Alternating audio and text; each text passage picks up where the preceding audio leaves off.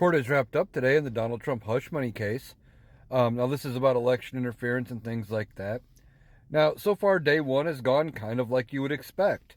Um, the prosecution started with their opening statements, and they very quickly told the jury that this is not a hush money case. This is about election fraud, and they're going to prove that a whole bunch of crimes were committed with how Donald Trump paid the money, why he paid the money, and things like that.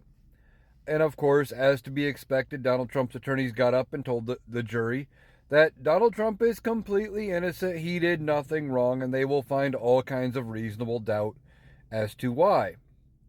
The defense attorney also took some time while they were giving their opening statements to reflect on the fact that they're going to cross-examine some of the prosecution witnesses, harder or longer than others and things like that, which I thought was kind of interesting. And then we got to the testimony from David Pecker.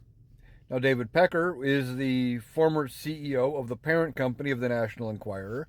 And some of the things he talked about were the fact that he had to authorize any payments for stories over $10,000, that he had his own private email account that even his assistants couldn't see, and, whether or not they ran certain stories had to go through him.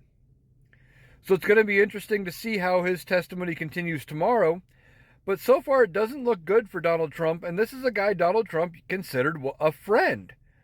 This guy would routinely go out of his way to bury stories for Donald Trump. He would do what they call catch and kill. He would pay somebody like Stormy Daniels an amount of money for the rights to run their story in his magazine or his paper, and then he would do nothing with it.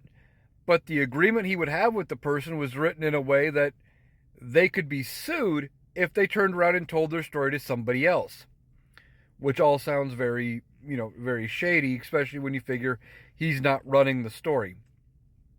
So it's going to be interesting to see how his testimony continues tomorrow. He does have immunity in this case, so that means, he's going to testify truthfully, because if he doesn't, his immunity goes away, and there's some stuff he could be charged with in this case.